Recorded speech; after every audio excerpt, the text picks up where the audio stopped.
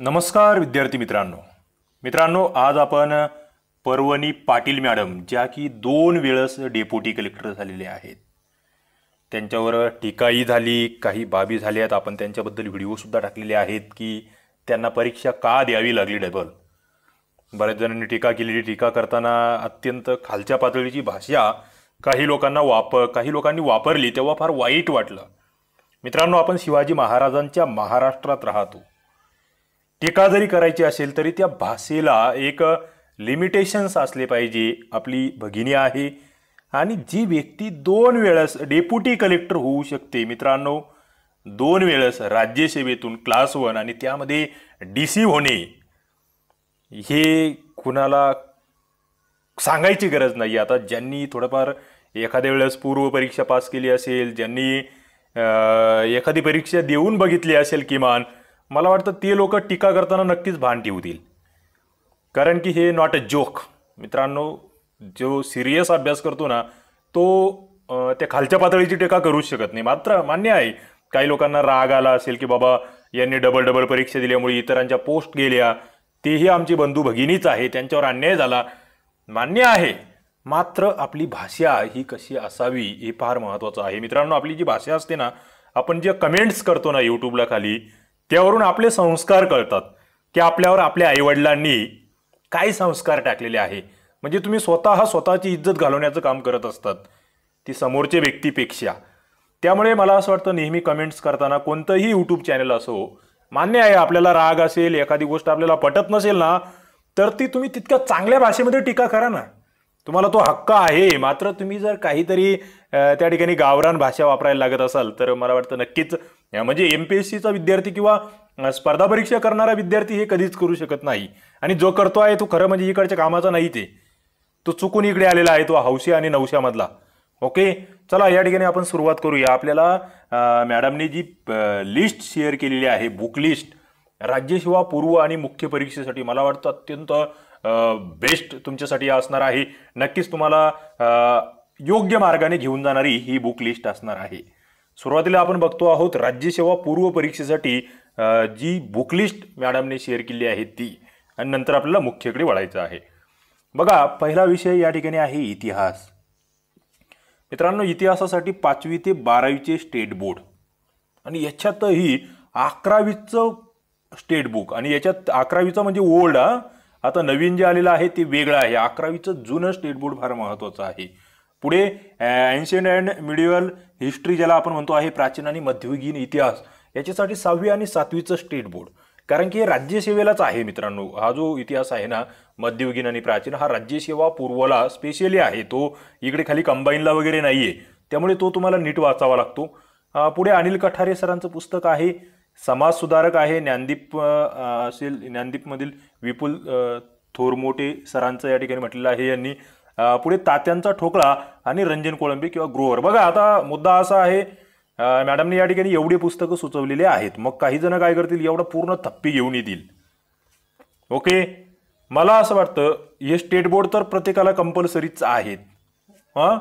त्याच्यानंतर महाराष्ट्रासाठी 11वीचा इतिहास आहे, मात्र त्याच्यातून सगळ्या बाबी कव्हर होत नाही. त्यामुळे तुम्ही कठारे सरांचं पुस्तक वाचू शकतात, समाज सुधारकाला एक पुस्तक वाचू शकतात, तात्यांचा ठोकळा. मात्र इथे रंजन कोळंबे आणि ग्रोवर दोन्हीपैकी कोणतंही एक असलं तुमच्याकडे तरी चालू शकतं मित्रांनो. जर तुम्ही तात्यांचा ठोकळा वाचता आहात आणि फक्त रंजन कोळंबे सर जरी वाचलं तरी चालतं, किंवा मग ग्रोवर वाचलं. म्हणजे काय होईल, ती लिस्ट जी आहे मॅडमनी जे रेफर केले ते त्यांनी दिलेले आहेत.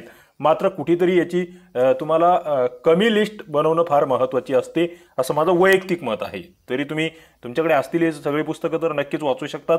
ज्यांना वेळ आहे, जे आता ग्रॅज्युएशनला वगैरे आहेत, 2-3 वर्ष आहेत, ती ही सगळे पुस्तकं वाचून टाकू शकतात. त्यांनी वाचलेच पाहिजे. ओके, पुढे आपण जातो आहोत भूगोल विषयाकडे.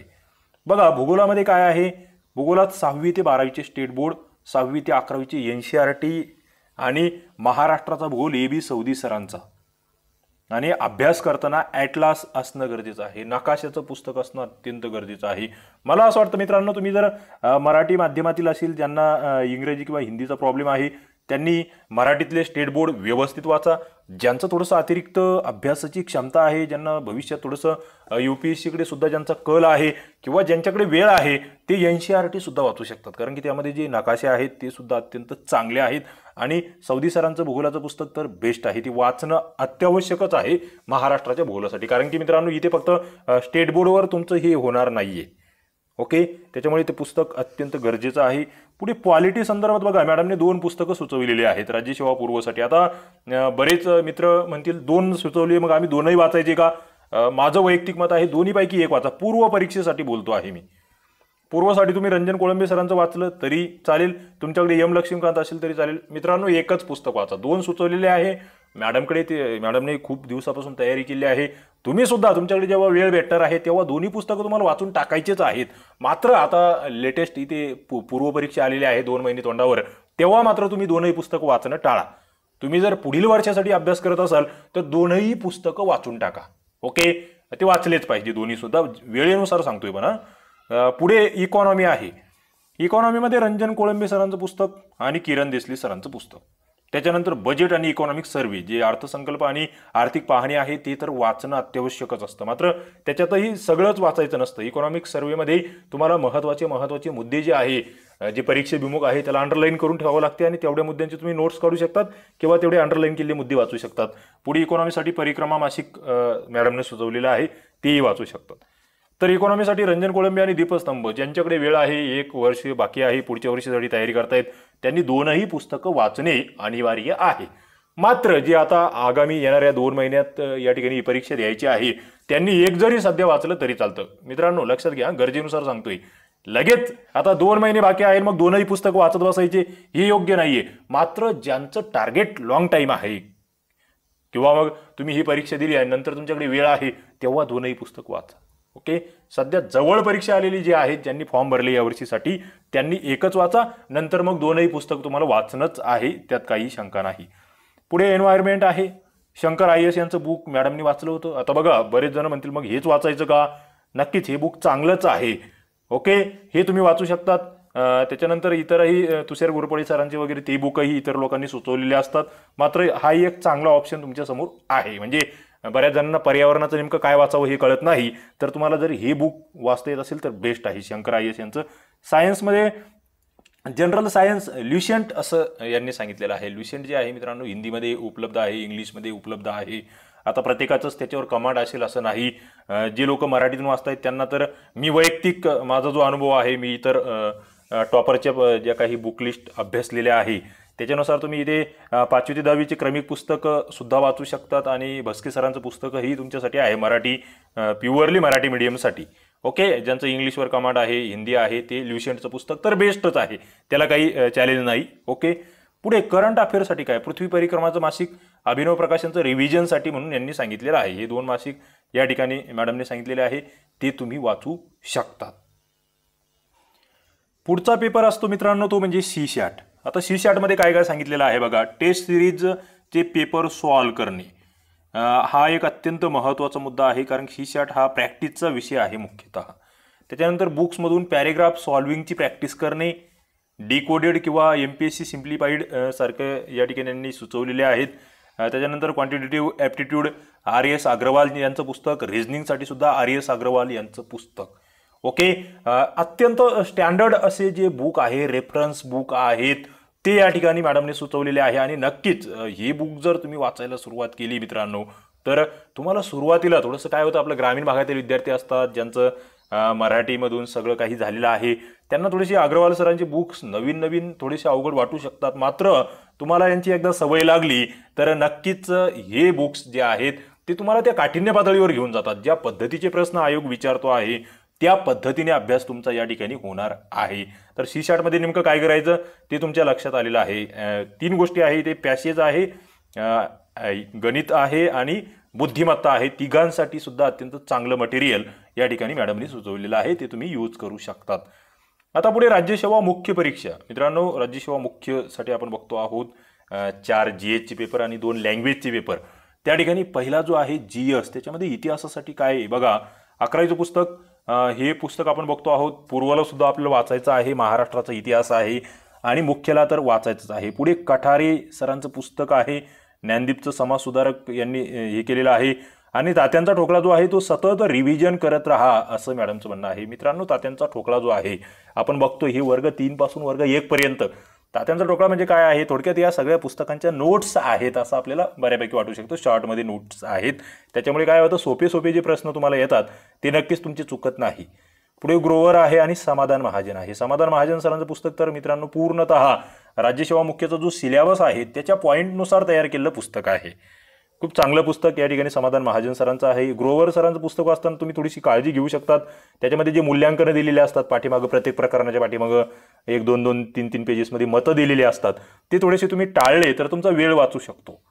ओके, मुख्याला तुम्हाला त्या ठिकाणी वेळेचं सुद्धा नियोजन ठेवावं लागेल. पुढे India since independence 12th polity NCERT after इंडिपेंडन्ससाठी ती तुम्ही वाचू शकतात. ओके, त्या ठिकाणी बिपिनचंद्रांची ती पुस्तकं आहेत. पुढे प्रधानमंत्री एबीपी माझावरील सिरीज आहे, याने तुम्हाला ओव्हरऑल आयडिया येईल. मित्रांनो, नक्कीच प्रधानमंत्री ही सिरीज तुम्ही ऐका. मी स्वतः याचे पूर्ण भाग बघितलेले आहे, पूर्ण एपिसोड्स बघितलेले आहे.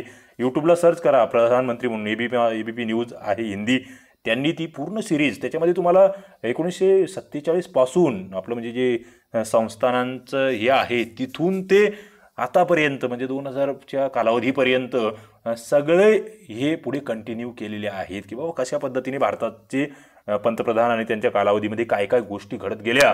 तुमचं इतकं जबरदस्त त्या ठिकाणी त्याच्यावर कमांड येऊन जाईल की नो इश्यू. पुढे भूगोल. भूगोलामध्ये बघा 6वी ते 12वीचे स्टेट बोर्ड पुस्तकं तर वाचायचीच आहे मुख्यला. 8वी ते 11वीची एनसीईआरटी, 11वीच्या दोन्ही एनसीईआरटी लक्ष देऊन वाचणी व रिव्हिजन करणे. मित्रांनो, हे जरा मनावर घ्या. बरेच मित्र एनसीईआरटीकडे दुर्लक्ष करतात, मात्र तुम्हाला राज्यसेवा मुख्य परीक्षा आणि क्लास 1 मिळवायची असेल तर एनसीईआरटी तुम्हाला वाचावं लागेल. हे आपल्याला मॅडमच्या या बुकलिस्टवरून लक्षात येतं आहे आणि हे सिरियसली घेण्याची गरज आहे. ते पुस्तकं तुम्ही घेऊन या. स्टेट बोर्डसोबत एनसीईआरटीची पुस्तकं तुम्हाला भूगोलाची तर वाचायचीच आहेत. पुढे सौदी सरांचं महाराष्ट्राचा भूगोल आहे. पर्यावरणाचं शंकर IAS यांचं बुक आहे. हे तुम्हाला, कारण की तिथे भूगोल आणि त्याच्या संदर्भात पर्यावरणाचे बरेच मुद्दे कव्हर होतात. पुढे कृषीसाठी काय वाचायचं बघा, ही बऱ्याच जणांना फक्त मेन्सला असल्यामुळे लक्षात येत नाही. रेड्डी अँड रेड्डी, अरुण कात्यायन यांचं पुस्तक आहे. हे आपण बघतो आहे गाजलेले पुस्तक आहेत, हे वाचावे लागेल. अत्यंत म्हणजे यांना आपण म्हणू दर्जेदार असे संदर्भ पुस्तकं या ठिकाणी मॅडमने वाचलेली आहेत. त्यामुळे तो जो स्कोर आहे तो प्रॉपर तुमचा स्टडी होतो आणि त्या कन्सेप्ट तुमच्या क्लिअर होत जातात. पुढे रिमोट सेन्सिंगसाठी काय तर प्रॅक्टिकल वर्क इन जिओग्राफी, 11वीचं जे एनसीईआरटी आहे त्याच्यामधून मॅडमने हा रिमोट सेन्सिंगचा दूरसंवेदन ज्याला आपण म्हणतो त्याच्या संदर्भातला घटक कव्हर केला आहे. नक्कीच तुम्ही 11वीचं एनसीईआरटीचं पुस्तक या ठिकाणी वाचू शकतात. पुढे पॉलिटी आहे, GS2 रंजन कोळंबे सरांचं पुस्तक आणि लक्ष्मीकांत सरांचं पुस्तक, हे दोन तर तुम्हाला मुख्य म्हणल्यावर वाचायचेच आहेत. त्याच्यानंतर governance in India book by Laxmikanth, या बुकमधून चॅप्टर 3 ते 8 वाचायचे आहे. जे काही प्रशासन आहे भारताचं त्याच्या संदर्भातला हा मुद्दा आहे. फक्त मुख्यसाठी हे पुस्तक आहे, हे नीट लक्षात घ्या. पंचायत राज किशोर लवटे सरांचं पुस्तक आहे. जे काही ग्रामीण शहरी स्थानिक स्वराज्य संस्था अत्यंत चांगल्या पद्धतीने या पुस्तकामध्ये कव्हर केलेले आहे. ज्ञानदीपचं ते पुस्तक आहे. युनिकचा भाग 2 जो आहे तुकाराम जाधव सरांचा, तो सुद्धा महत्त्वाचा आहे. पुढे गुरुकुल प्रबोधनीचा ज्ञानेश्वर पाटील सरांचं बुकही यांनी सुचवलेलं आहे मॅडमनी. तसेच बेर ॲक्ट सुद्धा तुम्ही बघू शकतात. त्याचे शॉर्ट नोट्स काढून सतत रिवाईज करू शकतात. मित्रांनो, इथे तुम्हाला कायदे आहेत. थोडक्यात काय आहे, कायदे जे आहेत ते या ठिकाणी या पुस्तकांमधून कव्हर झालेले आहे. हे जे सगळे पुस्तकं सांगितलेले आहे 5 नंबरच्या पॉईंटमध्ये, हे पेपर 2 मधील कायदे असतात. जवळपास तुम्हाला त्या ठिकाणी 30 जवळपास मार्क्स या मुद्द्यांवर येत असतात. पुढे आपण जातो आहोत GS3. हा फक्त मुख्यला असलेला एक महत्त्वाचा विषय. बऱ्याच जणांना तो नवीन अवघड वाटू शकतो किंवा त्याचा व्याप फार मोठा वाटतो. मात्र या ठिकाणी काही पुस्तकं आहेत ते तुम्हाला वाचायचं आहे. कोळंबे सरांचं बुक तर आहेच, HRDचं. देसले सरांचा भाग 2 आहे बघा, त्याला डेव्हलपमेंट असं म्हटलं गेलेलं आहे, इकॉनॉमिक आणि सोशल डेव्हलपमेंट. अत्यंत चांगलं पुस्तक आहे. सगळ्या योजना याच्यामध्ये चांगल्या कव्हर केलेल्या आहे. आणि IP सरांचं सक्सेस अकॅडमीचं पुस्तक तर हे खूप गाजलेलं असं पुस्तक आहे. याच्यामध्ये काय केलेलं आहे मित्रांनो, हे तुम्हाला अत्यंत सिलेबसनुसार घेऊन गेलेलं आहे. म्हणजे फार फापट पसारा याच्यामध्ये नाही आहे. तुम्ही वाचा. हे मी स्वतः याला रेफर केलेलं आहे. अत्यंत चांगलं पुस्तक. ओके, IP सरांचं पुस्तक तुमच्याकडे असलंच पाहिजे. HRDची अत्यंत सोप्या भाषेमध्ये एकदम म्हणजे त्याला काय म्हणतो आपण परीक्षेभिमुख मुद्दे ज्याला म्हणतो आपण ते यामध्ये काढलेले आहेत. पुढे पृथ्वी परिक्रमामधून सिलेक्टेड टॉपिक्स करंटचे ते तुम्हाला वाचावे लागणार आहेत, कारण की हा विषय करंटशी फार मोठ्या प्रमाणात निगडीत आहे. त्याच्यानंतर पुढे मित्रांनो इथे वरती तुम्ही थोडे विकासपीडिया वगैरे त्या वेबसाईटचा सुद्धा वापर करू शकता. GS4 जो आहे इकॉनॉमिक्स आणि टेक्नॉलॉजी, त्याच्यामध्ये कोळंबे सरांचं पुस्तक आहे. देसले सरांचं पार्ट 1 आणि 2 आहे. बजेट अँड इकॉनॉमिक्स सर्वे आहे पृथ्वी परिक्रमाचा. इकॉनॉमिक्स आणि टेक्नॉलॉजी आपण बघतो आहोत या ठिकाणी. अर्थशास्त्रासाठी हे पुस्तकं सुचवलेले आहे वरील. देसले सरांचं तर तुम्हाला वाचायचंच आहे, कोळंबे सरांचं वाचायचंच आहे. टेक्नॉलॉजीसाठी सुद्धा कोळंबे सरांचं विज्ञान आणि तंत्रज्ञान हे पुस्तक. कोळंबे सरांची पुस्तकं कशी आहेत मित्रांनो, फार त्या ठिकाणी असं पाल्हाळ लावलेला नसतो, मात्र लहान पुस्तकातून सुद्धा खूप मोठे प्रश्न येतात कोळंबे सरांच्या पुस्तकातून, भगीरथच्या पुस्तकातून. त्यामुळे आपण बघतो आहे ते पुस्तकं खूप जास्त वाचले जातात. थोडक्यात मात्र परीक्षेभिमुख असे मुद्दे त्यात असतात, ते वाचणं आणि भाषासुद्धा अत्यंत सोपी. पुढे आपत्ती व्यवस्थापन के सागरचं जोगळेकर यांचं पुस्तक आहे. त्याच्यानंतर इस्रो असेल, न्यूक्लिअर पॉलिसी, न्यूक्लिअर ट्रिटीज, त्याच्यानंतर CSIR, इतर सिलेबस रिलेटेड माहिती जी आहे. इंटरनेटचा तुम्हाला वापर या ठिकाणी करावा लागेल. ओके, त्या ठिकाणी यांच्या वेबसाईट्स तुम्ही बघू शकतात. इस्रोच्या, DRDOच्या बऱ्याचशा आहेत त्या ठिकाणी. PIB सारखी वेबसाईट आहे, त्याही तुम्ही रेफर करू शकतात. पुढे बायोटेक्नॉलॉजी हा एक महत्त्वाचा मुद्दा या ठिकाणी आहे मित्रांनो. याच्यावर भस्के सरांचं पुस्तक आहे बायोटेक्नॉलॉजी. एक लहानसं पुस्तक आहे, मात्र खूप चांगले. त्या ठिकाणी बायोटेक्नॉलॉजीचे सगळेच मुद्दे कव्हर केलेले आहेत ज्ञानदीपच्या पुस्तकामध्ये. 11वी-12वीचं NCERTचं बायोटेक्नॉलॉजीचे काही सिलेक्टेड टॉपिक्स तुम्हाला वाचायचे आहे. NCERTचं बायोलॉजीचं बुकसुद्धा वाचायचं आहे. बायोटेक्नॉलॉजी त्याला आपण एक महत्त्वाचा पॉईंट किंवा त्या सिलेबसचा एक महत्त्वाचा भाग तिथे म्हणू शकतो. पुढे आपला आहे लँग्वेज, जे 100 मार्क्सला 2 पेपर आहेत. मराठी आणि इंग्रजीचे 50 मार्क्सला त्या ठिकाणी सब्जेक्टिव्ह आणि ऑब्जेक्टिव्ह असं विभाजन आहे. बघा, मराठीसाठी मोरावाळंबी, बाळासाहेब शिंदे आणि के सागरचा शब्दसंग्रह 3 पुस्तकं मॅडमने सुचवलेली आहेत. 3ही पुस्तकं दर्जेदार आहेत. इंग्रजीसाठी सुद्धा बाळासाहेब शिंदे, त्यानंतर पालांडसुरी आणि रेन मार्टिन सुचवलेलं आहे व्होकॅब्युलरीसाठी वगैरे. आणि पुढे लोकसेवा प्रकाशन जे आहे यांचे जे प्रश्नसंच आहेत ते सुद्धा अत्यंत चांगले आहेत. ते तुम्हाला वाचावे लागतील, कारण की प्रश्नसंचानुसार तुम्हाला कळणार आहे कशा स्वरूपाचे प्रश्न या ठिकाणी विचारले जातात. पुढे काय सांगतायत मॅडम की अभ्यास करताना सिलेबस व क्वेश्चन पेपर्स जे लास्ट इयरचे आहेत ते रोज सोबतच असले पाहिजे. ते सिलेबस क्वेश्चन पेपर सोबत असेल तर तुमची अभ्यासाची दिशा चुकत नाही मित्रांनो, हे लक्षात घ्या. क्वेश्चन पेपर्स ॲनालिसिस बुक्स बघावं. जवळ आपलं जे आहे समजा लोकसेवाचं सांगितलेलं आहे किंवा इतर एखादं तुम्ही घेतलं त्याचं बुक तुमच्याजवळ असलं पाहिजे. जो टॉपिक वाचतायत ना त्याचे ते क्वेश्चन पेपर्स तुमच्याकडे असलेच पाहिजे. त्यातले रोज काही क्वेश्चन्स तुम्ही सॉल्व्ह केले पाहिजे.